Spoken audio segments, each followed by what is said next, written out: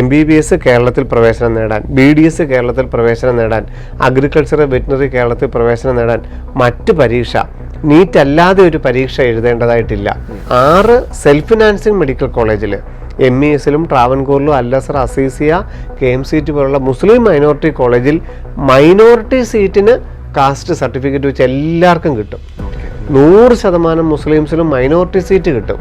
ഈഴവയ്ക്കും വിശ്വകർമ്മയ്ക്കും അല്ലെങ്കിൽ ബാക്കിയുള്ള വിഭാഗത്തിന് എന്തുകൊണ്ട് മൈനോറിറ്റി ഇല്ല എന്ന് ചിലർക്കെങ്കിലും തോന്നില്ലേ? മൈനോറിറ്റി എന്ന് പറഞ്ഞു കഴിഞ്ഞാൽ ആ ജാതി വിഭാഗത്തിനായിരിക്കണം കോളേജിൻ്റെ ഓണർഷിപ്പ്. യാതൊരുവിധ ട്യൂഷൻ ഫീസും കൊടുക്കാതെ പഠിക്കാൻ പറ്റുന്ന 2 വിഭാഗങ്ങളാണ് STയും SC വിഭാഗവും. അച്ഛനോ അമ്മയോ ആരെങ്കിലും ഒരാൾ SCയോ STയോ വിഭാഗത്തിൽപ്പെട്ടവർക്ക് അവർക്ക് മാത്രം മതി ഇൻ്റർകാസ്റ്റ് മാരേജ് സർട്ടിഫിക്കറ്റ്. അതല്ലാത്ത മിശ്ര വിവാഹിതരാണെങ്കിൽ കൂടുതൽ റിസർവേഷൻ ഏതിനാണോ ക്ലെയിം ചെയ്യുന്നത് അതിന് വില്ലേജ് ഓഫീസിൽ നിന്നുള്ള നോൺ ക്രിമിനൽ സർട്ടിഫിക്കറ്റാണ് ഹാജരാക്കേണ്ടത്. നേറ്റിവിറ്റി സർട്ടിഫിക്കറ്റ്, കേരളത്തിൽ ജന്മസ്ഥലം കാണിക്കുന്ന രേഖ, ഡേറ്റ് ഓഫ് ബർത്തിൻ്റെ പ്രൂഫ്, 10ാം ക്ലാസ്സിൻ്റെ mark list, non criminal certificate കാലാവധി കഴിഞ്ഞതാണോ അപ്ലോഡ് ചെയ്തിരിക്കുന്നത്, NRI സർട്ടിഫിക്കറ്റിന് വേണ്ടിയിട്ട് വിസയ്ക്ക് കാലാവധി ഉണ്ടായിരുന്നു, അങ്ങനെ എല്ലാ കാര്യങ്ങളും എൻട്രൻസ് കമ്മീഷൻ ഇപ്പോഴേ വെരിഫൈ ചെയ്യുക ചെയ്യുന്നത്. എന്തെങ്കിലും അപേക്ഷയിലൊരു ന്യൂനതയുണ്ടെങ്കിൽ നമ്മളെ കൃത്യമായിട്ട് അറിയിക്കുകയും അത് മാറ്റി പുതിയ ആപ്ലിക്കേഷൻ, പുതിയ ഡോക്യുമെൻ്റ് മേടിക്കുകയും കൃത്യമായിട്ട് ചെയ്തുകൊള്ളും.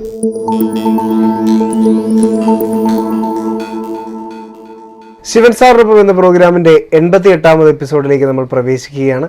നമസ്കാരം ശിവൻ സാർ. നമസ്തേ സാർ. വളരെ ക്യൂരിയസ് ആയിട്ട് കുട്ടികൾ കഴിഞ്ഞ കുറച്ച് ദിവസങ്ങളായിട്ട് ആത്മാർത്ഥമായിട്ട് പഠിച്ച് മുന്നോട്ട് നീങ്ങിക്കൊണ്ടിരിക്കുകയാണ്. അവരുടെ ഏറ്റവും ഒരു ലക്ഷ്യം എന്തായിരുന്നു ഓരോ കുട്ടിയുടെയും, അതിനു വേണ്ടിയിട്ടുള്ള ഏറ്റവും എഫേർട്ടായിട്ട് നമ്മൾ വർക്ക് ചെയ്യേണ്ട 40 ദിവസങ്ങളാണ് ഓരോ കുട്ടിക്ക് മുമ്പിലുള്ളത്. അതിൻ്റെ വിജയപരാജയങ്ങളോ അതിനെക്കുറിച്ചൊന്നും ചിന്തിക്കേണ്ട സമയമല്ല, നമുക്കറിയാം. കൃത്യമായിട്ടും നമ്മൾ പഠിച്ചിരിക്കുന്ന ഒരു പാറ്റേണിനെ ഏറ്റവും നല്ലതായിട്ട് പോളിഷ് ചെയ്തുകൊണ്ട് ഏറ്റവും സ്പീഡായിട്ട് ഏറ്റവും ഏകാഗ്രതയോടുകൂടി നമ്മൾ വർക്ക് ചെയ്യേണ്ട ഓരോ സമയങ്ങളാണ് കടന്നു പോകുന്ന ഈ ഓരോ മണിക്കൂറുകളും. ഇതിൽ നമുക്ക് കൂടുതലായിട്ട് എന്തെങ്കിലും ചെയ്യുകയോ അല്ലെങ്കിൽ അതിന് മാത്രമായിട്ട് നമുക്ക് കൂടുതൽ മാർക്ക് കിട്ടാൻ വേണ്ടിയിട്ടുള്ള ഒരു പ്രത്യേക ഘടകങ്ങളൊന്നുമില്ല. നമ്മൾ പഠിച്ചത് എന്താണോ അതിനെ ഏറ്റവും നന്നായിട്ട് റിവൈസ് ചെയ്യുക, ഏറ്റവും നല്ല ക്ലീൻ ആയിട്ട് പഠിക്കുക എന്ന് പറയും. നമ്മൾ പഠിച്ച ചാപ്റ്ററുകൾ ഫിസിക്സ്, കെമിസ്ട്രി, ബോട്ടണി, സുവോളജി, വിവിധ ചാപ്റ്ററുകളിലൂടെ നിരന്തരം നമ്മൾ കടന്നു പോയിട്ടുണ്ട്. എല്ലാ ചാപ്റ്ററുകളും വൃത്തിയായിട്ട് നമുക്ക് ക്ലാസ്സുകളിൽ നിന്ന് കിട്ടിയിട്ടുണ്ട്. അപ്പം അതിൽ വിശ്വാസം ഉണ്ടാവണം. എന്നിട്ട് അതിനെ പരീക്ഷ എഴുതി നമ്മൾ ഏറ്റവും നല്ല ക്ലീൻ ആക്കി നമുക്ക് മെയ് 5-ാം തീയതി മറ്റൊരു പരീക്ഷയല്ല, മെയ് 4-ാം തീയതി വരെ നമ്മൾ എന്താണോ പരീക്ഷ എഴുതിയത് അതിൻ്റെ ഒരു തനിയാവർത്തനമാണ് മെയ് 5-ാം തീയതി നമുക്ക് ഉണ്ടാവേണ്ടത്. അതുകൊണ്ട് നമുക്കൊരു ക്വസ്റ്റ്യൻ കാണുമ്പോൾ അതിൻ്റെ ആൻസറിലോട്ട് എത്താനുള്ള ഒരു മനുഷ്യൻ്റെ പ്രവണതയെ ഏറ്റവും കൂടുതൽ കൊണ്ടുവരാനായിട്ടാണ് നമ്മളിങ്ങനെ പരീക്ഷകൾ തന്നെ നടത്തി അതിനെ ഏറ്റവും നല്ലതായിട്ട് നല്ല ക്ലാരിറ്റി, നല്ല പോളിഷ് ചെയ്ത് ഏറ്റവും നല്ല മിന്നുന്ന തിളക്കത്തോടു കൂടി തന്നെ നമുക്ക് ഈ കുട്ടികളെയൊക്കെ നമുക്ക് മെയ് 5-ാം തീയതി എക്സാം ഹാളിലേക്ക് എത്തിക്കേണ്ടത്. അതിൻ്റെ ഒരു പ്രിപ്പറേഷനിലാണ് ഈ വരുന്ന 40 ദിവസങ്ങൾ കുട്ടികൾ എൻഗേജ്ഡ് ആവേണ്ടത്. അപ്പം കൂടുതലായിട്ട് നമ്മൾ ഫോക്കസ് ചെയ്യേണ്ട ഏരിയകളോ അങ്ങനെ നിങ്ങൾ തപ്പിപ്പോവേണ്ടതായിട്ടില്ല. ഇന്നലെ വരെ നിങ്ങൾ ചെയ്തത് എന്തോ അതിനെ ഒരുമിച്ച് മുഴുവൻ ചാപ്റ്ററുകളിലോട്ടുമായിട്ട് നമ്മൾ മാറുകയാണ് ചെയ്യുന്നത്. എല്ലാ തുല്യ ഇമ്പോർട്ടൻസ്, ഫിസിക്സിനും കെമിസ്ട്രിക്കും ബോട്ടണിക്കും സുവോളജിക്കും തുല്യ ഇമ്പോർട്ടൻസ് കൊടുത്തുകൊണ്ട് പരീക്ഷകളിലൂടെ തന്നെ എത്രത്തോളം ക്വസ്റ്റ്യനുകൾ ഒരു ദിവസം നിങ്ങൾക്ക് ചെയ്യാമോ, ചെയ്ത ക്വസ്റ്റ്യൻസ് ആവർത്തിച്ച് നിങ്ങൾക്ക് ചെയ്യാൻ കഴിയുമെങ്കിൽ നിങ്ങൾക്ക് ഒരു ദിവസം ഒരേ ക്വസ്റ്റ്യൻ ആവർത്തിക്കുകയല്ല, ഒരു ദിവസം ചെയ്യുന്ന ക്വസ്റ്റ്യൻസ് പല ദിവസങ്ങളിൽ ചെയ്യാൻ പറ്റുകയാണെങ്കിൽ ഒരു ദിവസം തന്നെ ബയോളജി NCERTയുടെ എത്രത്തോളം പേജുകൾ നിങ്ങളുടെ കണ്ണുകളിൽ തെളിയുന്നുവോ അത്രത്തോളം എണ്ണം കൂട്ടിക്കൊണ്ടായിരിക്കണം നമുക്ക് മെയ് 5-ലേക്ക് നമ്മൾ എത്തേണ്ടത്. ആ ഒരു ടൈമിലൂടെയാണ് നമ്മൾ കുട്ടികൾ കടന്നു പോകുന്നത്. സർ, കുറച്ച് ആളുകൾക്കെങ്കിലും ഉള്ളൊരു സംശയമാണ്, ഇപ്പോൾ നീറ്റിന് ആപ്ലിക്കേഷൻ വരുന്നു, നീറ്റിന് അപ്ലൈ ചെയ്യുന്നു, അതേസമയം തന്നെ മറ്റ് മെഡിക്കൽ അലൈഡ് കോഴ്സുകളിലേക്കൊക്കെയുള്ള ആഗ്രഹമൊക്കെ ഉള്ള ഒരുപാട് കുട്ടികളുണ്ട്. എയിംസ് എങ്ങനെ കിട്ടുമെന്ന് അറിയണമെന്ന് ആഗ്രഹിക്കുന്ന ഒരുപാട് വിദ്യാർത്ഥികളുണ്ട്. അപ്പോൾ അവർക്കൊന്നും ഒരു പക്ഷേ ഓപ്ഷനിലൊന്നും ഇത് മെൻഷൻ ചെയ്യാൻ പറ്റിയിട്ടുണ്ട്. തീർച്ചയായിട്ടും സാർ പറഞ്ഞ കൃത്യമായ ഒരു കാര്യമാണ്. കാരണം നമുക്ക് ആഗ്രഹം MBBS ആയിരുന്നു, ഒരു ഡോക്ടർ ആകണമെന്നായിരുന്നു ആഗ്രഹം, അല്ലെങ്കിൽ ഈ പറഞ്ഞ അഗ്രികൾച്ചറോ വെറ്റിനറിയോ എന്ത് മെഡിക്കലിൻ്റെ ഒരു പ്രൊഫഷണൽ കോഴ്സ് ചെയ്യണമെന്ന് തന്നെയായിരുന്നു ആഗ്രഹം. പക്ഷേ നാളെ ഇതുവരെ, അതായത് നീറ്റിന് നമുക്ക് 40 ദിവസം മുൻപിലെത്തിയിട്ടും നമ്മൾ ഇതുവരെയും ഒരു കോഴ്സിനെ കുറിച്ചോ ഒരു കോളേജിനെ കുറിച്ചോ നാം എങ്ങും മെൻഷൻ ചെയ്തിട്ടില്ല. ആകെ ഇതുവരെ ചെയ്തിരിക്കുന്നത് എന്താണ്, നീറ്റിൻ്റെ ഓൺലൈൻ ആപ്ലിക്കേഷൻ, പരീക്ഷ എഴുതാനുള്ള ഓൺലൈൻ ആപ്ലിക്കേഷൻ മാത്രമാണ് എല്ലാവരും ചെയ്തിരിക്കുന്നത്. എങ്ങനെ നമുക്ക് ഈ കിട്ടുന്ന മാർക്കിന്, റാങ്കിനെ ഒരു കോളേജ് അഡ്മിഷനിലോട്ട് മാറ്റാമെന്നുള്ളത് സ്വാഭാവികമായിട്ടും എല്ലാവരും ചിന്തിക്കുന്ന കാര്യം തന്നെയാണ്. അതായിരിക്കാം സാർ മെൻഷൻ ചെയ്തത് അല്ലേ? അപ്പോൾ എങ്ങനെ വിദ്യാർത്ഥികൾക്ക് ഇപ്പോൾ സാർ പറഞ്ഞ പോലെ മറ്റ് മെഡിക്കൽ അലൈഡ് കോഴ്സുകളെ കുറിച്ചൊക്കെ അപ്ലൈ ചെയ്യേണ്ട കാര്യങ്ങളുമൊക്കെ ബന്ധപ്പെട്ട് അതൊക്കെ നമുക്ക് ആ ഒരു ട്രാൻസ്ഫോർമേഷൻ അവരെവിടെയാണ് കാണാൻ സാധിക്കുക? നമുക്ക് കൃത്യമായിട്ട് പറയുകയാണെങ്കിൽ, അതായത് ഇപ്പം വിദേശത്തുള്ളവർക്കാണെങ്കിലും ഏത് സമയത്താണ് ഈ ഒരു പ്രോസസ്സ് എന്ന് അറിയാനായിട്ട് ഒത്തിരി ആഗ്രഹം ഉണ്ടായിരിക്കും. അതുപോലെ മെയ് 5-ാം തീയതിക്ക് ശേഷം ധാരാളം യാത്രകൾ തീരുമാനിക്കുന്ന വ്യക്തികളുണ്ടായിരിക്കാം. അവരുടെ കുടുംബത്തിന് ഫംഗ്ഷനുകളൊക്കെ തീരുമാനിക്കേണ്ട സമയങ്ങളൊക്കെ ഉണ്ടായിരിക്കാം. അപ്പോൾ അവർക്കൊക്കെ ഉപകാരമായിട്ട് നമുക്ക് പറയുകയാണെങ്കിൽ, ഇതിൻ്റെ ഒരു ടൈം ഷെഡ്യൂൾ പറയുകയാണെങ്കിൽ, മെയ് 5-ാം തീയതി നീറ്റ് എക്സാം നടക്കുന്നു. മെയ് 5-ാം തീയതി നീറ്റ് എക്സാം നടന്നു കഴിഞ്ഞാൽ നമ്മൾ ഇടയ്ക്കൊരു എപ്പിസോഡിൽ പറഞ്ഞിരുന്നു, 3 ആഴ്ച കാലം സമയത്ത് നമുക്ക് പ്രത്യേകിച്ച് നീറ്റുമായിട്ട് ബന്ധപ്പെട്ട് ഒരു വർക്കുകളില്ല. NTA വെബ്സൈറ്റിൽ ഒന്നും ചെയ്യാനായിട്ടില്ല. പകരം 3 ആഴ്ചയ്ക്ക് ശേഷം NTA നമ്മൾ ഈ പരീക്ഷ എഴുതിയ ഈ 24 ലക്ഷം വിദ്യാർത്ഥികളുടെയും OMR, അവരുടെ OMR റീഡർ ഉപയോഗിച്ച് സ്കാൻ ചെയ്യുന്ന പ്രോസസ്സാണ് NTA നടത്തുന്നത്. അതിനുശേഷം ജൂൺ ആദ്യത്തെ ആഴ്ച അവർ ഓരോ കുട്ടികളുടെയും OMR ഷീറ്റ് ഈ നീറ്റിൻ്റെ വെബ്സൈറ്റ് വഴി നമുക്ക് കാണിച്ചു തരും. ഇതാണ് നിങ്ങളുടെ കുട്ടി എഴുതിയ അല്ലെങ്കിൽ കുട്ടി എഴുതിയ OMR ഷീറ്റ്. ഇതിനകത്ത് നിങ്ങൾ ബബിൾ ചെയ്തിരിക്കുന്നത് ഇന്ന രീതിയിലാണ്. ഈ പറഞ്ഞിരിക്കുന്ന 180 ചോദ്യങ്ങൾക്കും ഇന്ന രീതിയിലാണ് നിങ്ങൾ ബബിൾ കറുപ്പിച്ചിരിക്കുന്നത്. ഇത് തെറ്റുണ്ടെങ്കിൽ ഞങ്ങളെ അറിയിക്കുക എന്ന് പറഞ്ഞുകൊണ്ട് നമുക്കൊരു മെസ്സേജ് വരും. നമുക്ക് നീറ്റിൻ്റെ വെബ്സൈറ്റ് ഓപ്പൺ ചെയ്ത് നോക്കുകയാണെങ്കിൽ നമ്മളുടെ കുട്ടിയുടെ OMR കാണാം. ആ OMRൽ നമ്മൾ എത്രത്തോളം ബബിൾ ഓരോ ക്വസ്റ്റിന് നേരെയും മാർക്ക് ചെയ്തിട്ടുണ്ടോ, അത് കറക്റ്റായിട്ടാണോ റീഡ് ചെയ്തിരിക്കുന്നത്. ഇപ്പം നമ്മൾ 1-ന് നേരെ ബബിൾ ചെയ്തിരിക്കുന്ന ഉൾപ്പെടെ തൊട്ടടുത്ത വിൻഡോയിൽ നമുക്ക് കാണാം 1-ന് നേരെ നമ്മൾ ഏതാ മാർക്ക് ചെയ്തിരിക്കുന്നത്, 10-ന് നേരെ ഏതാണ്, 20-ന് നേരെ ഏതാണെന്ന് നമുക്ക് വ്യക്തമായിട്ട് കാണാം. അങ്ങനെ നമ്മൾ റെസ്പോൺസ് നമുക്ക് കാണാനായിട്ട് സാധിക്കും. അതിനുശേഷം NTA official answer key publish ചെയ്യും. ഈ 200 ചോദ്യങ്ങളുടെയും കൃത്യമായിട്ടുള്ള ഉത്തരം എന്താണെന്നുള്ളത് NTA ആദ്യം അനൗൺസ് ചെയ്യും. എന്നിട്ട് NTA പറയും, ഇതിൽ എന്തെങ്കിലും നിങ്ങൾക്ക് ഒരു സംശയമുണ്ടെങ്കിൽ അല്ലെങ്കിൽ ഒരു ക്ലെയിം ഉണ്ടെങ്കിൽ, പരാതി ഉണ്ടെങ്കിൽ നമുക്ക് അറിയിക്കാനായിട്ട് 2 ദിവസം സമയമുണ്ടെന്ന് പറയും. അപ്പോൾ ഈ OMRൻ്റെ റീഡിങ്ങിനും ഒഫീഷ്യൽ ആൻസർ കീക്കും നമുക്ക് ക്ലെയിം ഉണ്ടെങ്കിൽ ആവശ്യത്തിന് സമയം അനുവദിച്ചിട്ടാണ് ജൂൺ 14-ാം തീയതി നീറ്റ് ഓൾ ഇന്ത്യ റാങ്ക് പ്രസിദ്ധീകരിക്കുന്നത്. ആ ഓൾ ഇന്ത്യ റാങ്ക് കാർഡിൽ നമ്മളുടെ മാർക്കുണ്ട്. ഫിസിക്സിൻ്റെ മാർക്ക്, കെമിസ്ട്രിയുടെ മാർക്ക്, ബയോളജിയുടെ മാർക്കുണ്ട്. ടോട്ടൽ 720 കിട്ടിയ മാർക്കുണ്ട്. നമ്മളുടെ കാറ്റഗറി OBCയോ EWC ആണെങ്കിൽ ആ കാറ്റഗറി റാങ്ക് ഉണ്ട്. അതുകൊണ്ട് പ്രത്യേകിച്ച് പ്രയോജനമൊന്നുമില്ല. കാറ്റഗറിയിൽ എത്രാമത്തെ ആളാണെന്ന് അറിയാമെന്ന് മാത്രം. പിന്നെ ഈ വർഷത്തെ കട്ട് ഓഫ് പെർസെൻറ്റേജ്, അതായത് എത്ര പേരാണ് നീറ്റിന് ക്വാളിഫൈ ചെയ്തിരിക്കുന്നത്, MBBSും BDSും ഇന്ത്യയിലോ വിദേശത്തോ പഠിക്കാൻ എത്ര പേരാണ് ക്വാളിഫൈ ചെയ്തിരിക്കുന്നത് എന്നുള്ള കട്ട് ഓഫ് മാർക്ക് നമുക്ക് അതിൽ നിന്നറിയാം. അതാണ് നീറ്റിൻ്റെ സ്കോർ കാർഡ് എന്ന് പറയുന്നത്. ആ സ്കോർ കാർഡാണ് പിന്നെ എല്ലാ കോളേജുകളിലും നമ്മൾ അഡ്മിഷന് വേണ്ടിയിട്ട് ഉപയോഗിക്കുന്നത്. അത് ജൂൺ 14-ാം തീയതിയാണ് നമുക്ക് കിട്ടുന്നത്. ഈ സ്കോർ കാർഡ് നമുക്ക് കിട്ടുന്നതോടുകൂടി നാഷണൽ ടെസ്റ്റിംഗ് ഏജൻസി NTA ഔദ്യോഗികമായ കൃത്യനിർവഹണം കഴിഞ്ഞു. NTA പരീക്ഷ നടത്തുക, റാങ്ക് ലിസ്റ്റ് പ്രസിദ്ധീകരിക്കുക എന്നുള്ളത് മാത്രമേ ഒരു ഉത്തരവാദിത്തമായിട്ടുണ്ടായിരുന്നുള്ളൂ. ഇനി നമ്മളുടെ സാധ്യതകൾക്കനുസരിച്ച് നമ്മളുടെ വിവിധ വെബ്സൈറ്റുകളിൽ വഴി നമ്മൾ അപ്ലൈ ചെയ്യുകയാണ് ചെയ്യേണ്ടത്. അത് നാഷണൽ മെഡിക്കൽ കമ്മീഷൻ്റെ നേതൃത്വത്തിലാണ് നടക്കുന്നത്. കഴിഞ്ഞ വർഷം വരെ വിവിധ വെബ്സൈറ്റുകൾ നമ്മൾ പ്രത്യേകം അപ്ലൈ ചെയ്യേണ്ടതായിട്ടുണ്ടായിരുന്നു. ഈ വർഷവും നമ്മൾ ഓരോ വെബ്സൈറ്റിലും പ്രത്യേകം അപ്ലൈ ചെയ്യണം. പക്ഷേ ഓപ്ഷൻ കൊടുക്കുന്നത് നമ്മളുടെ സാധ്യതകൾക്കനുസരിച്ച് നമ്മളുടെ പ്രിഫറൻസ് ഓർഡർ കൊടുക്കുന്നത് ഒരു പക്ഷേ ഒരു 10% സാധ്യതയുള്ളൂ ഏകജാലകമാകാനുള്ളൊരു സാധ്യതയുണ്ട്. 90% 2023 നടന്നപോലെ നമ്മൾ അപ്ലൈ ചെയ്യുന്നത് പോലെ തന്നെ വിവിധ വെബ്സൈറ്റ് വഴി തന്നെ നമ്മൾ ഓപ്ഷൻ കൊടുക്കുകയും ചെയ്തേക്കാം. ഓപ്ഷൻ എന്ന് പറയുന്നത് നമ്മൾ പഠിക്കാൻ എന്തിനാണോ ആഗ്രഹിക്കുന്നത്, ഏത് കോഴ്സിനാണോ ഏത് കോളേജിനാണോ എന്നുള്ളത് അതാത് അതോറിറ്റിയെ അറിയിക്കുക എന്നുള്ളതിനാണ് ഓപ്ഷൻ എന്ന് പറയുന്നത്. അപ്പം നമുക്ക് കേരളത്തിൽ പഠിക്കാനാണ് ആഗ്രഹം എന്നിരിക്കട്ടെ, നമ്മൾ കേരള എൻട്രൻസ് കമ്മീഷനാണ് കേരളത്തിൻ്റെ അതോറിറ്റി. നമുക്ക് കർണാടകത്തിലാണ് പഠിക്കുന്നതെങ്കിൽ കർണാടക എൻട്രൻസ് അതോറിറ്റിയാണ് അതിൻ്റെ മെയിൻ അതോറിറ്റി. തമിഴ്നാട്ടിലാണെങ്കിൽ TN മെഡിക്കൽ സെലക്ഷനാണ് അതിൻ്റെ അതോറിറ്റി. ഇങ്ങനെ ഓരോ സംസ്ഥാനങ്ങൾക്കും എൻട്രൻസുമായിട്ട് ബന്ധപ്പെട്ട വിവിധ വെബ്സൈറ്റുകൾ നിലവിലുണ്ട്. അതിൽ നമുക്ക് എവിടെയാണോ താല്പര്യമുള്ളത് അതിനനുസരിച്ചാണ് നമ്മൾ പ്രിഫറൻസ് ഓർഡർ തയ്യാറാക്കേണ്ടത്. അതിൽ ഒരു കുട്ടിക്ക് കൊടുക്കാൻ പറ്റുന്ന ഓപ്ഷൻസിനെ കുറിച്ചൊക്കെ ഉണ്ട്. അതിനെക്കുറിച്ചൊന്നും നമ്മൾ ഈ സമയത്ത് ഡീറ്റെയിൽ ആയിട്ട് പറഞ്ഞു കൊടുക്കില്ല. കാരണം പരീക്ഷയെക്കുറിച്ച് മാത്രമാണ് ഇപ്പോൾ കുട്ടികൾ ശ്രദ്ധിക്കേണ്ടത്. നമ്മൾ ഇതിനിടയിൽ വരുന്ന ആപ്ലിക്കേഷൻ ഉണ്ടോ എന്നുള്ളതിന് മാത്രമാണ് ഇപ്പോൾ നമ്മൾ മറുപടി പറയുന്നത്.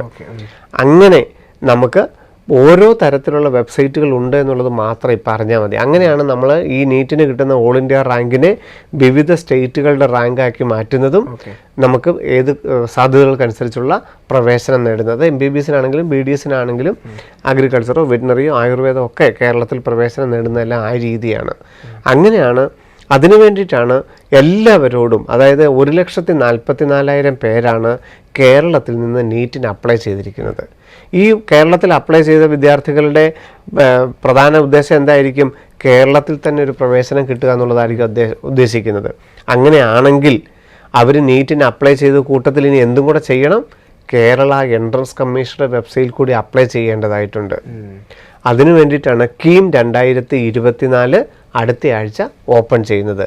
കേരള മെഡിക്കൽ പ്രവേശനത്തിനുള്ള നോട്ടിഫിക്കേഷൻ അടുത്തയാഴ്ച കേരള എൻട്രൻസ് കമ്മീഷൻ പ്രസിദ്ധീകരിക്കും. അപ്പോൾ നമ്മൾ ആദ്യം പറഞ്ഞ ഷെഡ്യൂൾ എന്ന് പറയുന്നത് മെയ് 5-ാം തീയതി നീറ്റ് എക്സാം, ജൂൺ 14-ാം തീയതി നീറ്റിൻ്റെ റിസൾട്ട്, ഏതാണ്ട് ജൂൺ അവസാനത്തിലായിരിക്കും കേരള മെഡിക്കലിൻ്റെ വെബ്സൈറ്റിൽ നമ്മൾ നീറ്റിൻ്റെ സ്കോർ കാർഡൊക്കെ അപ്ലോഡ് ചെയ്തുകൊണ്ട് ജൂൺ അവസാനത്തെ ആഴ്ച അല്ലെ ജൂലൈ ആദ്യത്തെ ആഴ്ച കേരള മെഡിക്കൽ റാങ്ക് ലിസ്റ്റ് പ്രസിദ്ധീകരിക്കും. ജൂലൈ ആദ്യത്തെ ആഴ്ച തന്നെ all India counselling, medical council MCCയുടെ വെബ്സൈറ്റിൽ കൗൺസിലിംഗ് ആരംഭിക്കും. അതിനുശേഷം ജൂലൈ അവസാനത്തെ ആഴ്ച അല്ലെ ആഗസ്റ്റ് ആദ്യത്തെ ആഴ്ചയാണ് നമ്മൾ കോളേജുകളിൽ അലോട്ട്മെൻറ്റ് കിട്ടുന്നവർ നേരിട്ട് ചെന്ന് പ്രവേശനം നേടേണ്ട സമയം. എന്ന് പറഞ്ഞാൽ മെയ് 5-ാം തീയതി ഒരു കുട്ടിയുടെ പ്രവേശന പരീക്ഷ നീറ്റ് കഴിഞ്ഞാൽ മെഡിക്കലുമായിട്ട് ബന്ധപ്പെട്ട് കുട്ടി മറ്റു പരീക്ഷകളൊന്നും എഴുതുന്നില്ലെങ്കിൽ CUETയോ കേരള എഞ്ചിനീയറിങ്ങോ അല്ലെങ്കിൽ ഐസറോ നൈസറോ എയിംസ് BSc നഴ്സിങ്ങോ മറ്റു പരീക്ഷകളൊന്നും എഴുതുന്നില്ലെങ്കിൽ പിന്നെ ആ കുട്ടി ഇവിടെ ഉണ്ടാവേണ്ടത് ഓഗസ്റ്റ് മാസത്തിൽ ഉണ്ടായാൽ മതിയാകും. മെയ് 5-ാം തീയതി കഴിഞ്ഞാൽ ഓഗസ്റ്റ് മാസം വരെയുള്ള സമയങ്ങളിൽ എല്ലാ പ്രോസസ്സും ഓൺലൈനാണ്. നമ്മുടെ OMR ഷീറ്റ് നോക്കുന്നതും നമ്മളുടെ ഒഫീഷ്യൽ ആൻസർ കീ നോക്കുന്നതും നമ്മുടെ റിസൾട്ട് നോക്കുന്നതും ആ റിസൾട്ട് കേരള മെഡിക്കൽ സൈറ്റിൽ അപ്ലോഡ് ചെയ്ത് കേരള മെഡിക്കൽ റാങ്ക് ലിസ്റ്റ് തയ്യാറാക്കുന്നതും ഓൾ ഇന്ത്യ കൗൺസിലിങ്ങിൽ നമ്മൾ ഓപ്ഷൻ കൊടുക്കുന്നതും അലോട്ട്മെൻറ്റ് റിസൾട്ട് നോക്കുന്നതും വരെയുള്ള എല്ലാ കാര്യങ്ങളും ലോകത്തെവിടെ ഇരുന്ന് നമുക്ക് ചെയ്യാൻ പറ്റുന്ന ഓൺലൈൻ മെത്തേഡിലാണ്. കുട്ടിയുടെയോ അച്ഛൻ്റെയോ അമ്മയുടെയോ സർട്ടിഫിക്കറ്റുകളുടെയോ യാതൊരുവിധ ആവശ്യവും ആ സമയത്തില്ല. ജൂലൈ അവസാനത്തെ ആഴ്ച ഏതാണ്ട് ജൂലൈ 25-ാം തീയതിയോടെയൊക്കെ ആദ്യഘട്ടത്തിൽ അലോട്ട്മെൻറ്റ് കിട്ടുന്നവർ കോളേജിൽ ചെന്ന് പ്രവേശനം നേടേണ്ട സമയമാകും. അപ്പം മെയ് 5 കഴിഞ്ഞാൽ കേരളത്തിൽ ഉണ്ടാവേണ്ട അല്ലെങ്കിൽ ഇന്ത്യയിൽ ഉണ്ടാവേണ്ട സാഹചര്യം എന്ന് പറയുന്നത് ജൂലൈ അവസാനത്തെ ആഴ്ചയാണെന്ന് ഓർമ്മയിലിരിക്കട്ടെ. പക്ഷേ ഇതിനിടയിൽ ഞാൻ മുമ്പ് പറഞ്ഞ പ്രവേശന പരീക്ഷകളുണ്ട്. CUET, Kerala engineering, IISER, NISER, AIIMS BSc nursing, അങ്ങനെയുള്ള ധാരാളം എൻട്രൻസ് എക്സാമുകൾ ഇതിനിടയിലുണ്ട്. നീറ്റുമായിട്ട് ബന്ധപ്പെട്ട് പിന്നെ കുട്ടി ഇവിടെ ഉണ്ടാകേണ്ടത് എല്ലാ ഒറിജിനൽ സർട്ടിഫിക്കറ്റുമായിട്ട് ജൂലൈ അവസാനത്തെ ആഴ്ച മാത്രമായിരിക്കും. സർ, അതുപോലെ തന്നെ കേരളത്തിൽ നിന്നുള്ള നീറ്റ് ആസ്പിരൻസ് ഒക്കെ ഇപ്പോൾ വെയിറ്റ് ചെയ്തിരിക്കുന്ന ഒരു പക്ഷേ കീമിനെ കുറിച്ചിട്ടുള്ള ഒരു കൂടുതൽ അപ്ഡേഷൻസും കാര്യങ്ങളും നമുക്ക് അറിയാൻ വേണ്ടിയിട്ടായിരിക്കണം. കാരണം നമ്മുടെ മെഡിക്കൽ മേഖല, എഞ്ചിനീയറിംഗ് മേഖല, അതുപോലെ തന്നെ നമ്മുടെ B.Pharm, ആർക്കിടെക്ചർ ഒക്കെ അപ്ലൈ ചെയ്യേണ്ടത് കീം വഴിയാണ്. അപ്പോൾ അതിൻ്റെ ഒരു അപ്ഡേഷൻ ഇപ്പോൾ എവിടം വരെ എത്തി നിൽക്കുന്നത്, എന്താണ് കുട്ടികളുടെ സാറിന് പെട്ടെന്ന് പറയാനുള്ളത്? നമ്മൾ മുമ്പ് പറഞ്ഞ പോലെ തന്നെ ഈ നീറ്റിന് 1,44,000 പേരാണ് കേരളത്തിൽ നിന്ന് അപ്ലൈ ചെയ്തിരിക്കുന്നത് നമ്മൾ പറഞ്ഞു. അപ്പോൾ ഇവരൊക്കെ കേരളത്തിൽ മെഡിക്കലിൻ്റെ ഏതെങ്കിലും ഒരു കോഴ്സിന്, മെഡിക്കൽ പ്രൊഫഷണൽ കോഴ്സിൽ ഏതെങ്കിലും ഒരു കോഴ്സിന്, മെഡിക്കൽ പ്രൊഫഷണൽ കോഴ്സുകൾ ഏതൊക്കെയുണ്ട്? MBBS ഉണ്ട്, BDS ഉണ്ട്, അഗ്രികൾച്ചർ ഉണ്ട്, വെറ്റിനറി ഉണ്ട്, ആയുർവേദമുണ്ട്, ഹോമിയോ ഉണ്ട്, ഫിഷറീസ് ഉണ്ട്, ഫോറസ്ട്രി ഉണ്ട്, സിദ്ധയുണ്ട്, യുനാനി ഉണ്ട്, climate change and environmental science ഉണ്ട്, ബയോടെക്നോളജി ഉണ്ട്, ഡാറ്റ സയൻസ് ഉണ്ട്. ഇത്രയും കോഴ്സുകൾക്ക് 13 കോഴ്സുകൾക്ക് നീറ്റിൻ്റെ മാർക്കാണ് അടിസ്ഥാനം. നീറ്റിൻ്റെ മാർക്ക് വെച്ച് തയ്യാറാക്കിയ കേരള മെഡിക്കൽ റാങ്ക്.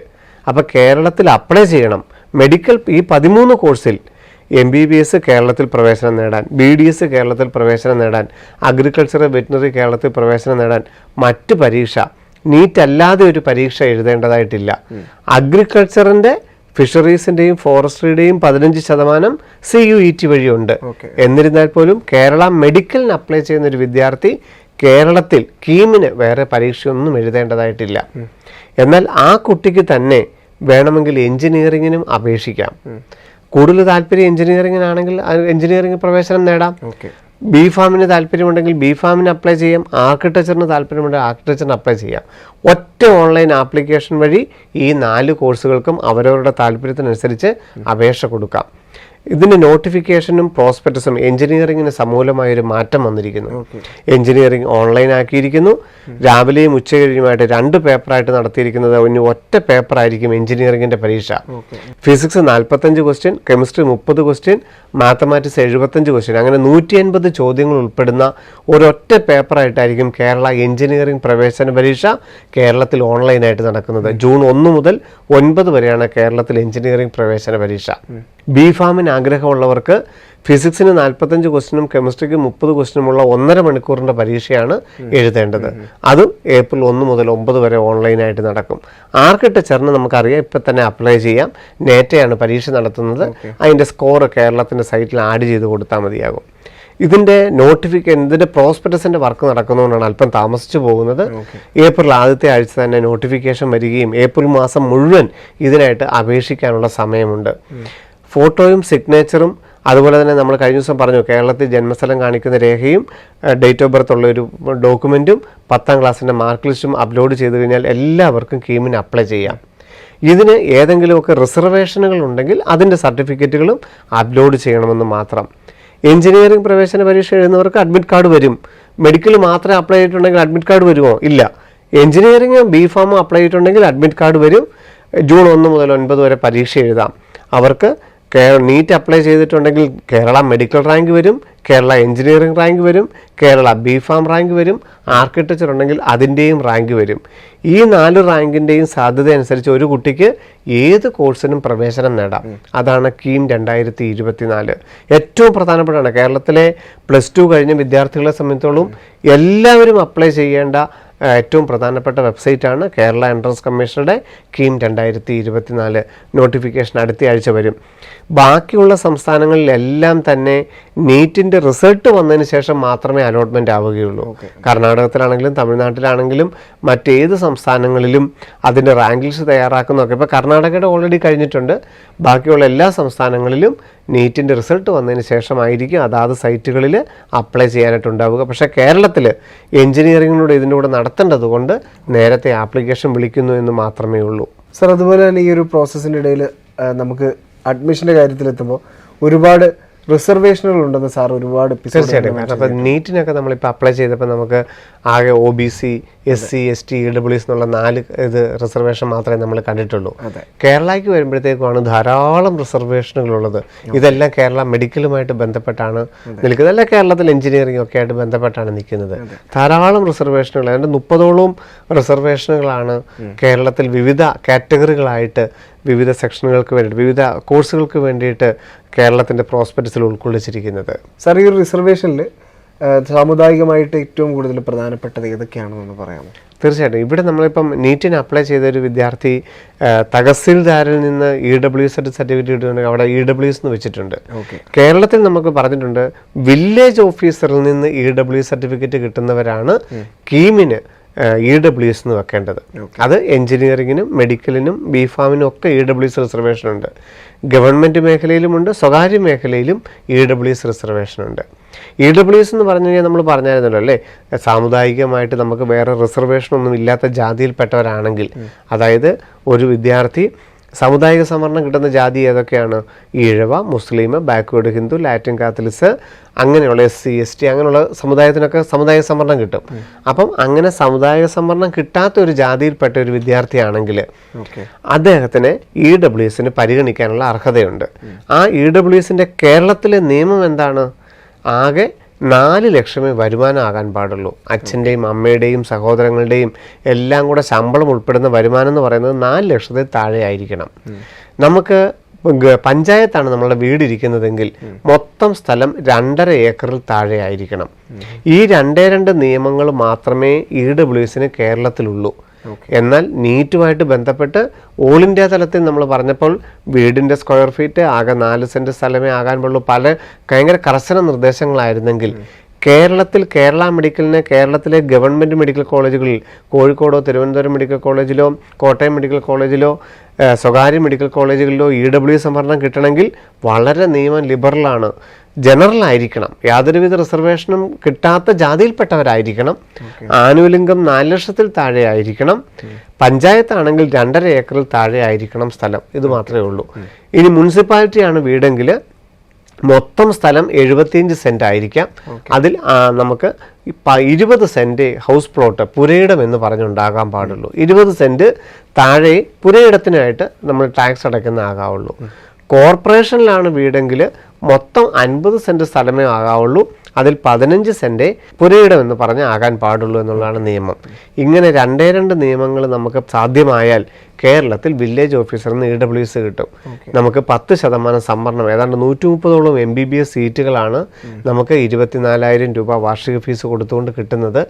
കഴിഞ്ഞ തവണ ഏതാണ്ട് 3,400 വരെ കേരള മെഡിക്കൽ റാങ്ക് 585 മാർക്ക് വരെയുള്ള കുട്ടിക്ക്, EWS കാറ്റഗറിയിൽ 158ാമത്തെ കുട്ടിക്ക് വരെ കഴിഞ്ഞ വർഷം ഈ റിസർവേഷൻ ലഭിച്ചിട്ടുണ്ട്. അത് വലിയൊരു സാധ്യതയാണ് കുട്ടികളുടെ മുമ്പിൽ. അപ്പം അതിന് ഇപ്പോഴാണ് അപ്ലൈ ചെയ്യേണ്ടത്. ഈ കേരളയുടെ നോട്ടിഫിക്കേഷൻ വരുമ്പോൾ, ഇതുവരെ നോട്ടിഫിക്കേഷൻ വന്നിട്ടില്ല. ഏപ്രിൽ ആദ്യത്തെ ആഴ്ച മുതൽ ഏപ്രിൽ 1 മാസക്കാലം സമയം കിട്ടും കേരളത്തിന് അപ്ലൈ ചെയ്യാനായിട്ട്. മറ്റൊരു സാമുദായിക സംവരണം എന്ന് പറയുന്നത് നമുക്ക് OBC ലിസ്റ്റിൽപ്പെട്ട വിദ്യാർത്ഥികളുടെയാണ്. 84ഓളം ജാതി ഉപജാതി വിഭാഗങ്ങളെയാണ് വിവിധ കാറ്റഗറികളിൽ പെടുത്തി ഇവർക്ക് സാമുദായിക സംവരണം അനുവദിച്ചിരിക്കുന്നത്. ഈ 84 കാറ്റഗറികളിലെയുമായിട്ട് ഒരു 10 കാറ്റഗറി ആയിട്ട് അങ്ങ് തിരിക്കുകയാണ് ചെയ്യുന്നത്. ഇപ്പോൾ ഉദാഹരണത്തിന് ഈഴവ 9% സംവരണമാണ് ഈഴവയ്ക്കുള്ളത്. അപ്പം നമുക്ക് നീറ്റിന് അപ്ലൈ ചെയ്തപ്പോൾ നമുക്ക് OBC എന്നാണ് കൊടുത്തിരുന്നത്. 27% സംവരണമായിരുന്നു മൊത്തം OBCക്കുള്ളത്. അത് ഓൾ ഇന്ത്യ കോട്ടയിലും എയിംസിലും ജിപ്മറിലും ESIയിലും ഒക്കെ ആ 27% സംവരണം കിട്ടുകയും ചെയ്യും.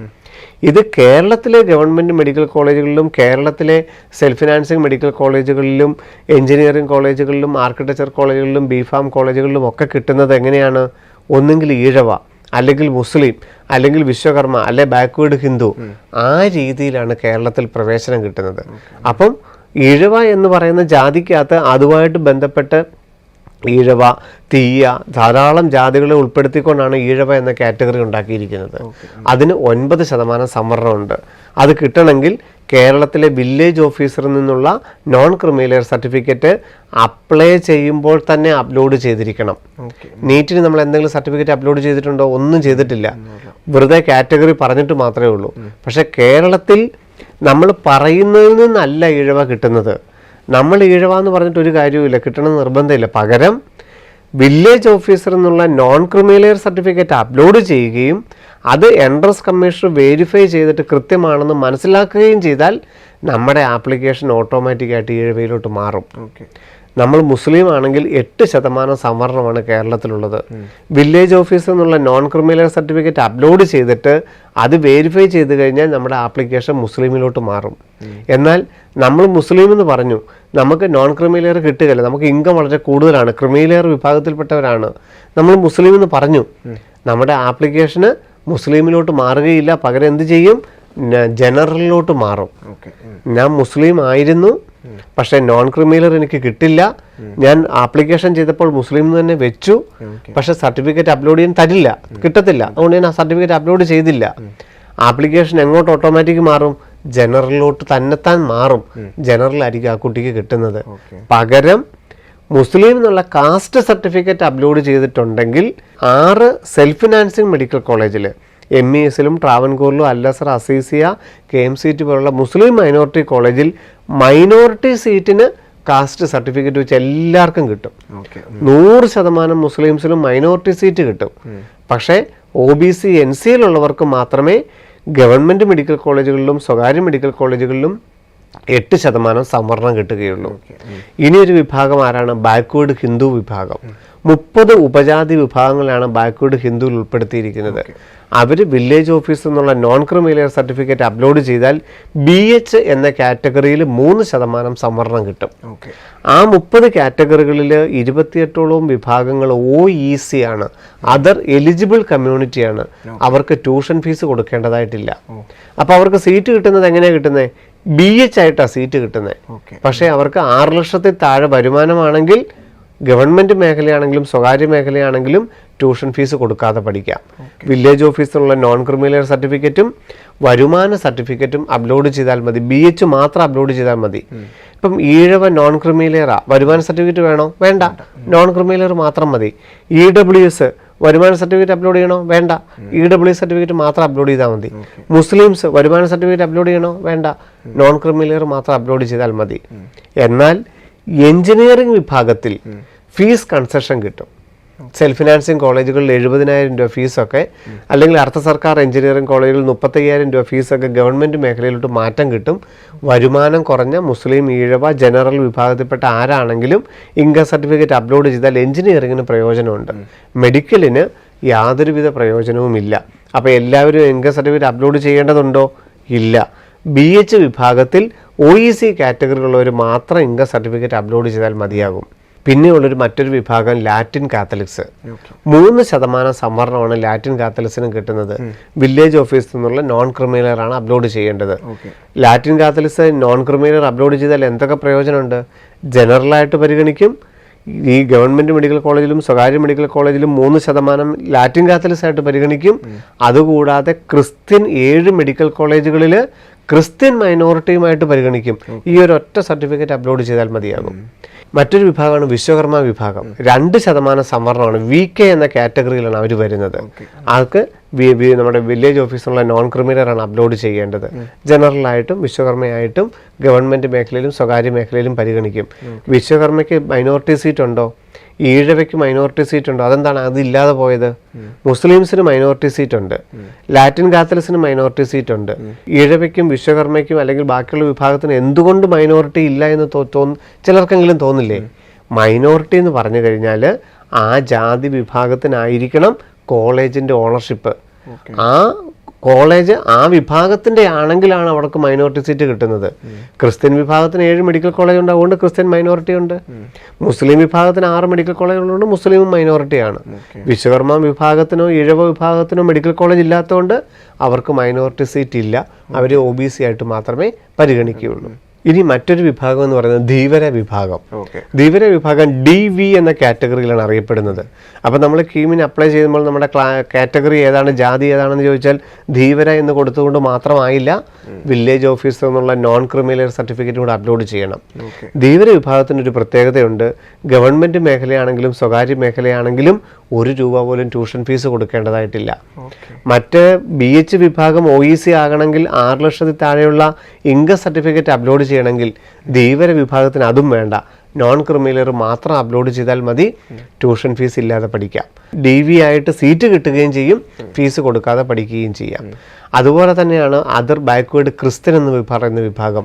BX എന്ന കാറ്റഗറിയിൽ 1% സംവരണമാണുള്ളത്. അവർക്കും വില്ലേജ് ഓഫീസിൽ നിന്നുള്ള നോൺ ക്രിമിനലാണ് അപ്ലോഡ് ചെയ്യേണ്ടത്. BX വിഭാഗത്തിൽ പല ക്രിസ്ത്യൻ വിഭാഗങ്ങൾ ഉൾപ്പെടുത്തിയിട്ടുണ്ട്. അതിനകത്ത് ഒരു വിഭാഗം OEC-യിലും വരും.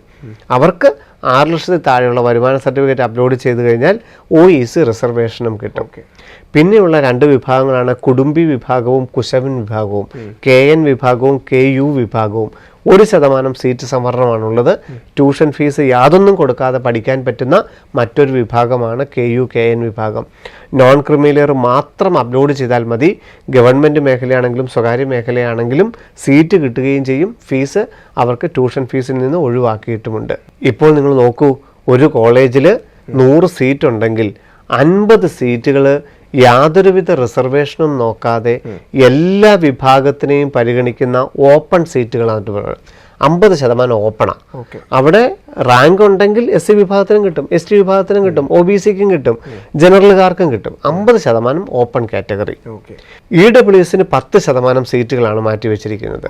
പിന്നെ OBC മൊത്തം വിഭാഗത്തിന് നമ്മൾ പറഞ്ഞ ഈഴവയും മുസ്ലിമും ധീവരയും എല്ലാ വിഭാഗത്തിനും കൂടെ 30% സീറ്റുകളാണ് മാറ്റിവെച്ചിരിക്കുന്നത്. 10% ആർക്കാണ് ഇനിയുള്ളത്? SC ST വിഭാഗത്തിനായിട്ട്. അതിൽ SC വിഭാഗത്തിന് 8%, ST വിഭാഗത്തിന് 2% സീറ്റുകളാണുള്ളത്. ഇവര് തഹസീൽദാരിൽ നിന്നുള്ള കാസ്റ്റ് സർട്ടിഫിക്കറ്റാണ് അപ്ലോഡ് ചെയ്യേണ്ടത്.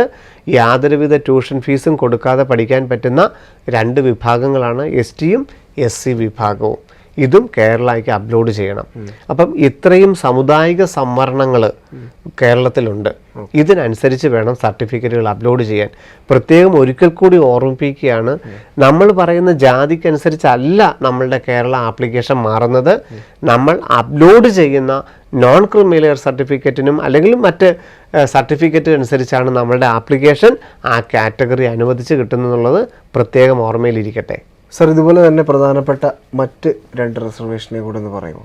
ഈ സാമുദായിക സംവരണം കഴിഞ്ഞു കഴിഞ്ഞാൽ നമ്മൾ ബാക്കിയുള്ളതെല്ലാം തന്നെ നമ്മൾ പല എപ്പിസോഡുകളിലും ആവർത്തിച്ച് പറഞ്ഞിട്ടുള്ളതാണ്.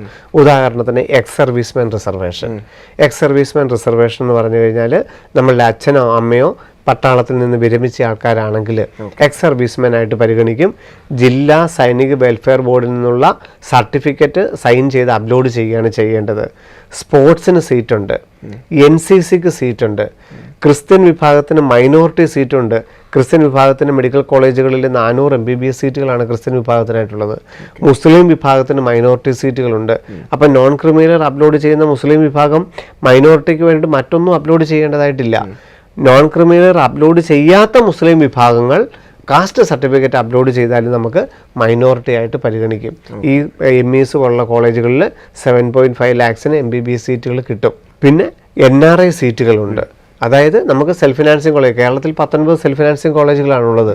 അവിടെ മെഡിക്കലിന്, MBBSന് അല്ലെങ്കിൽ BDSനാണെങ്കിലും നമുക്കറിയാം 20 കോളേജുകളുണ്ട്. ഒരു NRI സീറ്റ് ആണെങ്കിലും വേണമെന്നുണ്ടെങ്കിൽ അപ്ലൈ ചെയ്യുന്ന സമയത്ത്, അതായത് ഈ ഏപ്രിൽ മാസത്തിൽ തന്നെ NRIയുടെ സർട്ടിഫിക്കറ്റ്, അച്ഛനും അമ്മയും NRI ആണെങ്കിൽ അവരുടെ പാസ്പോർട്ട്, അവരുടെ വിസ, അവരുടെ NRI സർട്ടിഫിക്കറ്റ്, അവരുടെ അഫിഡേവിറ്റ്, കുട്ടിയുടെ 10ാം ക്ലാസ്സിൻ്റെ മാർക്ക് ലിസ്റ്റ് അപ്ലോഡ് ചെയ്താൽ NRI സ്റ്റാറ്റസ് ക്രിയേറ്റ് ചെയ്ത് വെക്കാം. നമ്മുടെ ആപ്ലിക്കേഷന് NRIയും കൂടെ കിട്ടും, കൂടുതലായിട്ട് കിട്ടും. പക്ഷേ റാങ്കിനും മാർക്കിനും അനുസരിച്ച് ഗവൺമെൻറ് സീറ്റാണ്, അത് മാത്രം എടുത്താൽ മതി. OBC സീറ്റാണ്, അത് മാത്രം എടുത്താൽ മതി. ഒന്നും നഷ്ടപ്പെടുകയില്ല. കൂടുതലായിട്ട് വേണമെങ്കിൽ NRI സീറ്റും കൂടെ ബുക്ക് ചെയ്ത് വെക്കാമെന്ന് മാത്രം. ബുക്ക് ചെയ്യുകയല്ല, ആ ഒരു സംവരണം നമുക്ക് വേണമെങ്കിൽ അപേക്ഷിച്ച് വെക്കാമെന്ന് മാത്രം. എഞ്ചിനീയറിംഗിന് പക്ഷേ NRI സീറ്റ് കേരള വഴിയല്ല, അതാത് കോളേജുകളിൽ. ഇപ്പം ഗവൺമെൻറ് കോളേജുകളിലൊന്നും NRI സീറ്റ് ഇല്ല. ഗവൺമെൻറ് മെഡിക്കൽ കോളേജുകളിലോ ഗവൺമെൻറ് എഞ്ചിനീയറിംഗ് കോളേജുകളിലൊന്നും NRI സീറ്റുകളില്ല. സ്വകാര്യ മെഡിക്കൽ കോളേജുകളിലും സ്വകാര്യ എഞ്ചിനീയറിംഗ് കോളേജുകളിലും മാത്രമേ NRI സീറ്റുകളുള്ളൂ. എഞ്ചിനീയറിംഗ് വിഭാഗത്തിൽ അർദ്ധ സർക്കാർ കോളേജുകളിലും NRI സീറ്റുകളുണ്ട്. അതിനു വേണ്ടിയിട്ടാണ് NRI സ്റ്റാറ്റസ് ക്രിയേറ്റ് ചെയ്യുന്നത്. അതിൽ മെഡിക്കലിന് മാത്രമാണ് കേരളയുടെ വെബ്സൈറ്റിൽ NRIയുടെ ഡോക്യുമെൻറ്റ്സ് അപ്ലോഡ് ചെയ്യേണ്ടത്. അർദ്ധ സർക്കാർ എഞ്ചിനീയറിംഗ് കോളേജിലും സ്വകാര്യ എഞ്ചിനീയറിംഗ് കോളേജുകളിലും അതാത് കോളേജുകളിലാണ് NRI സീറ്റിന് വേണ്ടിയിട്ട് അപേക്ഷ കൊടുക്കേണ്ടത്. സർ, അതുപോലെ തന്നെ മിശ്ര വിവാഹിതരായിട്ടുള്ള ആളുകൾക്ക് ലഭിക്കുന്ന കുറേ ആനുകൂല്യങ്ങളില്ലേ, അതിനെക്കുറിച്ച് ഇപ്പോൾ പുതുതായിട്ട് ഒരുപാട് പ്രേക്ഷകർ കേൾക്കുന്നുണ്ട്, അവരുടെ മനസ്സിലൊരു സംശയം ഉണ്ടായിരിക്കും, അതിനൊരു മറുപടി. തീർച്ചയായിട്ടും. കാരണം ഇപ്പോൾ നമ്മളത് നമ്മുടെ പല എപ്പിസോഡുകളിൽ ഇതിൻ്റെ ഒരു ബെനിഫിറ്റ് നമ്മൾ പറഞ്ഞതാണെങ്കിലും കുറേ അധികം വിദ്യാർത്ഥികൾ പുതിയതായിട്ട് ജോയിൻ ചെയ്തിരിക്കുന്നുണ്ട്. അവരുടെ അറിവിലേക്കായിട്ട് നമുക്ക് പറയാം. നമ്മളിപ്പോൾ ഈ മുൻപ് പറഞ്ഞ സാമുദായിക സംവരണത്തിലൊക്കെ നമുക്ക് പ്രത്യേകം ശ്രദ്ധിക്കേണ്ട കാര്യം, കേരളത്തിലെ വില്ലേജ് ഓഫീസിൽ നിന്നൊരു നോൺ ക്രിമിലെയർ സർട്ടിഫിക്കറ്റ് കിട്ടുമെന്നുണ്ടെങ്കിൽ നമ്മളുടെ അച്ഛനോ അമ്മയോ വ്യത്യസ്ത ജാതിയിൽപ്പെടുകയും അതിൽ കൂടുതൽ റിസർവേഷൻ കിട്ടുന്ന ജാതി ഏതാണോ അത് നമുക്ക് വേണമെങ്കിൽ ക്ലെയിം ചെയ്യാം. അപ്പം നമുക്ക് അച്ഛൻ ജനറലും അമ്മ OBCയുമാണ്, കുട്ടി ജനറൽ ആണെന്നുണ്ടെങ്കിൽ നമുക്ക് വില്ലേജ് ഓഫീസിൽ നിന്ന് നോൺ ക്രിമിലെയർ കിട്ടുമെങ്കിൽ നമുക്ക് ആ നോൺ ക്രിമിലെയർ വെച്ച് നമുക്ക് അപ്ലൈ ചെയ്യാം. അവിടെ ഇന്റർകാസ്റ്റ് ആയതുകൊണ്ടുള്ള സർട്ടിഫിക്കറ്റ് ആണോ ബെനിഫിറ്റ്? അല്ല. അച്ഛനും അമ്മയും വ്യത്യസ്ത ജാതിയിൽപ്പെട്ടവരാണെങ്കിൽ ആ വ്യത്യസ്ത ജാതിയുടെ റിസർവേഷനാണ് കിട്ടിയത്. ഇന്റർകാസ്റ്റ് സർട്ടിഫിക്കറ്റ് ഒന്നും ഹാജരാക്കേണ്ടതായിട്ടില്ല, നോൺ ക്രിമിലെയർ ഹാജരാക്കേണ്ടത്. എന്നാൽ അച്ഛനോ അമ്മയോ ആരെങ്കിലും ഒരാൾ SCയോ STയോ ആവുകയാണെങ്കിൽ, കുട്ടി ജനറലുമാണെങ്കിൽ, തഹസീൽദാരെന്നുള്ള ഇന്റർകാസ്റ്റ് മാരേജ് സർട്ടിഫിക്കറ്റ് അപ്ലോഡ് ചെയ്താൽ ജനറലായിട്ട് സീറ്റ് കിട്ടും, പക്ഷേ ഫീസ് കൊടുക്കാതെ പഠിക്കാം. അച്ഛൻ മുസ്ലിം വിഭാഗത്തിൽപ്പെട്ടയാണ്, അല്ലെങ്കിൽ അച്ഛൻ ഈഴവ വിഭാഗത്തിൽപ്പെട്ട ആളാണ്, അമ്മ SC വിഭാഗത്തിൽപ്പെട്ട ആളാണ്, കുട്ടി ഈ ഈഴവ അല്ലെ മുസ്ലിമായിട്ട് OBC ആയിട്ടാണ് കുട്ടി ജീവിക്കുന്നതിരിക്കട്ടെ, നമുക്ക് OBCക്ക് അനുസരിച്ച് സീറ്റ് കിട്ടും. കാരണം നോൺ ക്രിമിലെയർ സർട്ടിഫിക്കറ്റ് അപ്ലോഡ് ചെയ്തതുകൊണ്ട് OBC ആയിട്ട് സീറ്റ് കിട്ടും. പക്ഷേ ഇതിൽ ആരെങ്കിലും ഒരാൾ SC ആയതുകൊണ്ട് തഹസീൽദാരെന്നുള്ള ഇന്റർകാസ്റ്റ് മാരേജ് സർട്ടിഫിക്കറ്റ് കൊടുത്താൽ ട്യൂഷൻ ഫീസ് ഇല്ലാതെ പഠിക്കാൻ പറ്റും. അതാണ് കേരളത്തിൻ്റെ ഈ ഇന്റർകാസ്റ്റ് മാരേജ് സർട്ടിഫിക്കറ്റ് ആവശ്യമുള്ളത്. അച്ഛനോ അമ്മയോ ആരെങ്കിലും ഒരാൾ SCയോ STയോ വിഭാഗത്തിൽപ്പെട്ടവർക്ക് അവർക്ക് മാത്രം മതി ഇന്റർകാസ്റ്റ് മാരേജ് സർട്ടിഫിക്കറ്റ്. അതല്ലാത്ത മിശ്ര വിവാഹിതരാണെങ്കിൽ കൂടുതൽ റിസർവേഷൻ ഏതിനാണോ ക്ലെയിം ചെയ്യുന്നത് അതിന് വില്ലേജ് ഓഫീസിൽ നിന്നുള്ള നോൺ ക്രിമിലെയർ സർട്ടിഫിക്കറ്റാണ് ഹാജരാക്കേണ്ടത്. സർ, അതുപോലെ ഈ കേരള മെഡിക്കലിന് അപ്ലൈ ചെയ്യുമ്പോൾ സെപ്പറേറ്റ് പരീക്ഷകളൊന്നുമില്ലല്ലോ, അപ്പോൾ സെപ്പറേറ്റ് ഫീസ് അടയ്ക്കേണ്ടതായിട്ടുണ്ടോ? ശരി, സാധാരണ എല്ലാവരും ചോദിക്കുന്ന ഒരു കാര്യമാണ്. കാരണം കേരളത്തിന് അപ്ലൈ ചെയ്യണം, കീം മെഡിക്കലിന് അപ്ലൈ ചെയ്യണം എന്നൊക്കെ എല്ലാവർക്കും അറിയാം. പക്ഷേ നീറ്റാണ് പരീക്ഷ എന്നും അറിയാം. അപ്പം കേരളത്തിൽ ഇനി പ്രത്യേകിച്ച് ആപ്ലിക്കേഷൻ ഫീസ് ഉണ്ടോ എന്നുള്ളത് എല്ലാവരും ചോദിക്കാറുണ്ട്. ഉണ്ട്. കീം 2024 മെഡിക്കലിന് മാത്രമാണ് ഒരു കുട്ടി അപ്ലൈ ചെയ്യുന്നത് വിചാരിക്കുക, 500 രൂപ ആപ്ലിക്കേഷൻ ഫീസായിട്ട് അടയ്ക്കേണ്ടതായിട്ടുണ്ട്. കാരണം അതിന് പ്രോസസ്സ് ഉണ്ട്. കേരള മെഡിക്കൽ റാങ്ക് ലിസ്റ്റ് പ്രസിദ്ധീകരിക്കണം, കൗൺസിലിങ്ങുകൾ നടത്തണം, കോളേജ് അഡ്മിഷനുമായിട്ട് ബന്ധപ്പെട്ടൊക്കെ ധാരാളം കാര്യങ്ങൾ ചെയ്യാനുള്ളതുകൊണ്ട് ആപ്ലിക്കേഷൻ ഫീസ് ഉണ്ട്. കഴിഞ്ഞ വർഷം 500 രൂപയായിരുന്നു ആപ്ലിക്കേഷൻ ഫീസ്. പ്രത്യേകിച്ച് യാതൊരു പരീക്ഷയും കേരളത്തിൽ എഴുതേണ്ടതായിട്ടില്ല, നീറ്റ് മാത്രം എഴുതിയാൽ മതിയാകും. എന്നാൽ എഞ്ചിനീയറിംഗും കൂടെ അപ്ലൈ ചെയ്യുമ്പോൾ 900 രൂപ. അപ്പോൾ ഒരു കുട്ടി മെഡിക്കലിനും കൊടുക്കുന്നുണ്ട്, എഞ്ചിനീയറിംഗിനും കൊടുക്കുന്നുണ്ടെങ്കിൽ കഴിഞ്ഞ തവണ 900 രൂപയായിരുന്നു പ്രവേശന പരീക്ഷ ഫീസ്. ഇത്തവണ എഞ്ചിനീയറിംഗ് പരീക്ഷ ഇനി ഓൺലൈൻ ആക്കിയതുകൊണ്ട് ഫീസ് കുറയുമോ എന്നറിയില്ല. എന്താണെങ്കിലും നമ്മൾ ഓപ്റ്റ് ചെയ്യുന്ന കോഴ്സിനനുസരിച്ച് ഫീസിന് വ്യത്യാസമുണ്ട്. ആപ്ലിക്കേഷൻ ഫീസ് അടയ്ക്കണം. ആപ്ലിക്കേഷൻ ഫീസ് അടച്ചു കഴിഞ്ഞിട്ടാണ് നമ്മൾ ഫോട്ടോയും സിഗ്നേച്ചറും കാറ്റഗറി സർട്ടിഫിക്കറ്റുകളും ഒക്കെ അപ്ലോഡ് ചെയ്യുന്നത്. അതിനുശേഷം നമുക്ക് ആപ്ലിക്കേഷൻ ഫോം ഡൗൺലോഡ് ചെയ്തെടുക്കാം. ആ ആപ്ലിക്കേഷൻ ഫോം ഡൗൺലോഡ് ചെയ്യുന്നതിലൂടെയാണ് നമുക്ക് ആ കേരളയുടെ ആപ്ലിക്കേഷൻ കംപ്ലീറ്റ് ആയി എന്നുള്ളത് നമുക്ക് അറിയാനായിട്ട് പറ്റുന്നത്. ആ ആപ്ലിക്കേഷൻ നമുക്ക് 1 മാസത്തോളം സമയമുണ്ട് സർട്ടിഫിക്കറ്റൊക്കെ അപ്ലോഡ് ചെയ്യാനും ഫീസ് അടയ്ക്കാനും പ്രിൻ്റ് ഔട്ട് എടുക്കാനും ഒക്കെ. അതിനുശേഷം നമ്മൾ അപ്ലോഡ് ചെയ്ത ഓരോ സർട്ടിഫിക്കറ്റുകളും വെരിഫൈ ചെയ്യുകയും അതിന് പോരായ്മയുള്ളതെല്ലാം നമ്മളെ അറിയിച്ചുകൊണ്ടിരിക്കും. നേറ്റിവിറ്റി സർട്ടിഫിക്കറ്റ്, കേരളത്തിൽ ജന്മസ്ഥലം കാണിക്കുന്ന രേഖ, ഡേറ്റ് ഓഫ് ബർത്തിൻ്റെ പ്രൂഫ്, 10ാം ക്ലാസ്സിൻ്റെ mark list, non criminal certificate കാലാവധി കഴിഞ്ഞതാണോ അപ്ലോഡ് ചെയ്തിരിക്കുന്നത്, NRI സർട്ടിഫിക്കറ്റിന് വേണ്ടിയിട്ട് വിസയ്ക്ക് കാലാവധി ഉണ്ടായിരുന്നു, അങ്ങനെ എല്ലാ കാര്യങ്ങളും എൻട്രൻസ് കമ്മീഷൻ ഇപ്പോഴേ വെരിഫൈ ചെയ്യുക ചെയ്യുന്നത്. എന്തെങ്കിലും അപേക്ഷയിൽ ഒരു ന്യൂനതയുണ്ടെങ്കിൽ നമ്മളെ കൃത്യമായിട്ട് അറിയിക്കുകയും അത് മാറ്റി പുതിയ ആപ്ലിക്കേഷൻ, പുതിയ ഡോക്യുമെൻ്റ് മേടിക്കുകയും കൃത്യമായിട്ട് ചെയ്തുകൊള്ളൂ. ഇതൊക്കെയാണെങ്കിലും നമ്മുടെ രക്ഷിതാക്കളും വിദ്യാർത്ഥികളും മനസ്സിലാക്കേണ്ട ഒരു കാര്യം, ഇനി വരുന്ന ഈ 40 ദിവസം മെഡിക്കലിനെ സംബന്ധിച്ചോളം നമുക്ക് എവിടെയാണ് സീറ്റ് കിട്ടുന്നത്, MBBS തന്നെ കിട്ടുമോ, അല്ലെ അഗ്രികൾച്ചർ കിട്ടുമോ, അല്ലെ എഞ്ചിനീയറിങ്ങിന് ചേരണോ, അതല്ലെങ്കിൽ മറ്റുള്ള കോളേജുകളിലൊക്കെ നമ്മൾ വലിയ ഫീസ് കൊടുത്തു പോകേണ്ടി വരുമോ, അങ്ങനെയുള്ള ചർച്ചകളെല്ലാം നമുക്ക് തൽക്കാലത്തേക്ക് മാറ്റിവെക്കാം. നമ്മൾ കീമിനെ അപ്ലൈ ചെയ്യുമ്പോൾ നമ്മളുടെ സാധ്യതകൾക്കനുസരിച്ച് അപ്ലൈ ചെയ്യണമെന്ന് മാത്രമേ ഉള്ളൂ. ഇപ്പോൾ ഞാൻ ഉദാഹരണത്തിന് പറഞ്ഞെങ്കിൽ NRI സീറ്റ് കിട്ടുമോ ഇല്ലയോ, ഇപ്പം നല്ല മാർക്കുള്ള ഒരാളെ സംബന്ധിച്ചോളം NRI ഓപ്ഷൻ കൊടുക്കേണ്ട സാഹചര്യമില്ല. എന്നാൽ ഒരു ആവറേജ് കിട്ടുന്ന ഒരു കുട്ടിക്ക് അങ്ങനെ കിട്ടാത്തൊരു സാഹചര്യത്തിൽ കിട്ടിയാൽ രക്ഷിതാക്കൾക്ക് തോന്നുവാണ് NRIയിലാണെങ്കിലും കുട്ടിയെ വിട്ടേക്കാന്നുണ്ടെങ്കിൽ അങ്ങനെ അപ്ലൈ ചെയ്ത് വെച്ചോളൂ, അതിന് യാതൊരു കുഴപ്പവുമില്ല. പക്ഷെ അതൊരു ചർച്ചയാക്കേണ്ടതില്ല എന്ന് മാത്രം. അപ്പം എന്ത് സീറ്റാണ് കിട്ടാൻ പോകുന്നതെന്നോ എത്ര രൂപ ഇതിന് നമ്മൾ മുടക്കേണ്ടതായിട്ട് വരുമെന്നുള്ള ചർച്ചകൾക്കൊക്കെ തൽക്കാലം നമുക്ക് വിരാമം ഇട്ടുകൊണ്ട് ഈ 40 ദിവസങ്ങളിൽ ഏറ്റവും നന്നായിട്ട് ഏറ്റവും നല്ലൊരു റിസൾട്ട് നമുക്ക് നീറ്റ് 2024 തയ്യാറെടുക്കാനുള്ള ഒരു ശ്രമമായിരിക്കണം കുട്ടികളുടെ ഭാഗത്തുനിന്നും രക്ഷിതാക്കളുടെ ഭാഗത്തുനിന്നും ഉണ്ടാവേണ്ടത്. കാരണം നമ്മൾ പരീക്ഷകൾ എഴുതി അതിൻ്റെ ഓരോ പോയിന്റുകളിലും വന്നിരിക്കുന്ന തെറ്റുകളും NCERTയിൽ നിന്ന് നമ്മൾ പഠിച്ചിരിക്കുന്ന കാര്യങ്ങളുടെ എന്തെങ്കിലും അപാകതകളുണ്ട് അതൊക്കെ കൃത്യമായിട്ട് മാറ്റി മെയ് 4-ാം തീയതി വരെ നമ്മൾ പരീക്ഷകൾ എഴുതി ആ പരീക്ഷയുടെ ഒരു തൊട്ടടുത്ത ദിവസം എഴുതുന്ന ഒരു മോഡൽ എക്സാമുകൾ തന്നെ ആയിരിക്കണം നമുക്ക് മെയ് 5-ാം തീയതിയിലത്തെ നീറ്റ് എക്സാമും. അതിന് ഒരു കടുകുമണിയുടെ വ്യത്യാസം പോലും നിങ്ങൾക്ക് ഉണ്ടാവാൻ പാടില്ല. കാരണം ഇന്ന് വരെ ചെയ്ത രീതിയിൽ നിന്ന് മാറി ചിന്തിച്ച് ഇനി കൂടുതൽ മാർക്ക് കിട്ടാൻ വേണ്ടി കൂടുതൽ കാര്യങ്ങൾ ചെയ്യേണ്ടത് ചെയ്ത കാര്യങ്ങൾക്ക് വേഗതകൾ കൂട്ടി കൂടുതൽ ചോദ്യങ്ങൾ ചെയ്ത് കൂടുതൽ NCERTയുടെ പേജുകളിലൂടെ കടന്നുപോയി ചെയ്ത കാര്യങ്ങൾ പല ആവർത്തി ചെയ്ത് അത് ഉറപ്പിച്ച് മനസ്സിൽ ഏറ്റവും നല്ല ഏകാഗ്രമാറ്റി മാറ്റി നമ്മൾ മെയ് 5-ലോട്ട് എത്തുകയാണ് ചെയ്യേണ്ടതെന്നുള്ളതും ഇവിടെ ഓർമ്മിപ്പിക്കുന്നു. അപ്പോൾ ശിവൻ സാറ് പറഞ്ഞതുപോലെ ഇനി അങ്ങോട്ടുള്ള 40 ദിവസം വളരെ സിൻസിയറായിട്ട് തന്നെ നിങ്ങൾ എഫേർട്ട് എടുത്ത് പഠിച്ച് മുന്നോട്ട് പോവുക. നല്ലൊരു വിജയത്തിലെത്തും എന്ന ശുഭാപ്തി വിശ്വാസത്തോടു കൂടി തന്നെ വിദ്യാർത്ഥികൾ മുന്നോട്ട് പോവുക. ഒപ്പം നിങ്ങളുടെ മാതാപിതാക്കളുണ്ട് അല്ലെ, അവരുടെ കരുതലുണ്ട്. പിന്നെ അതുപോലെ തന്നെ ശിവൻ സാറ് നമ്മുടെ ഈ ഒരു എപ്പിസോഡിൽ ഉടനീളം പരാമർശിച്ചൊരു കാര്യം നമ്മുടെ കീമുമായി ബന്ധപ്പെട്ട് പ്രധാനമായും ഇപ്പോൾ വിദ്യാർത്ഥികളും മാതാപിതാക്കളും ശ്രദ്ധിച്ചിരിക്കേണ്ട കാര്യങ്ങൾ. കാരണം നീറ്റ് എത്രത്തോളം ഇമ്പോർട്ടൻ്റ് ആയിട്ടാണ് അപ്ലൈ ചെയ്തത് അതേ ഇമ്പോർട്ടൻസ് തന്നെയാണ് കീം 2024 മെഡിക്കൽ ആപ്ലിക്കേഷൻ എന്നുള്ളതും ഓർമ്മയിലിരിക്കണമെന്ന് മാത്രം ഇതിനിടയിൽ. അതെ, അപ്പോൾ കീമിന് ആപ്ലിക്കേഷൻ സമർപ്പിക്കുന്നതുമായി ബന്ധപ്പെട്ടൊക്കെ നിങ്ങൾക്ക് ഒരുപാട് സംശയങ്ങൾ ഉണ്ടായിരിക്കും. അപ്പോൾ നിങ്ങളുടെ സംശയങ്ങളെല്ലാം ഈ എപ്പിസോഡിൻ്റെ ഇടയിൽ കമൻറ്റുകളായി രേഖപ്പെടുത്തുക. അതിന് കൃത്യമായ മറുപടിയുമായി ശിവൻ സാറിനൊപ്പം കൃത്യമായ ഉത്തരം എന്ന് പറയുന്ന പ്രോഗ്രാമിലൂടെ ഞങ്ങൾ എത്തുന്നതായിരിക്കും. അപ്പോൾ ഇന്ന് ലോകമെമ്പാടും ഞങ്ങളെ കേട്ടുകൊണ്ടിരുന്ന എല്ലാ മലയാളികൾക്കും ഞങ്ങളുടെ ഹൃദയത്തിൽ നിന്നും നന്ദി, നമസ്കാരം.